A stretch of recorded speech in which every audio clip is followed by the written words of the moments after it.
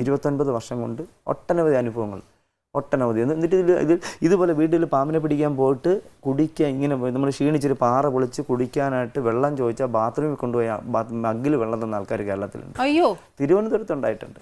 അത് ഒരു മറ്റ് മേഖല നിൽക്കുന്ന സാധാരണക്കാരുടെ വീട്ടിലാണ്, വലിയൊരു ആൾക്കാരുടെ വീട്ടിലൊന്നും അല്ല, സാധാരണക്കാരുടെ വീട്ടിലാണ്. എന്താ ഞാൻ നമ്മുടെ കവടിയാറിൽ കൊട്ടാരത്തിലെ അമ്പരാട്ടിയായിട്ട് നല്ല ടൈംസാണ്, അമ്പരാനായിട്ട് നല്ല ടൈംസാണ്, എന്ത് നല്ല മനുഷ്യരവരൊക്കെ.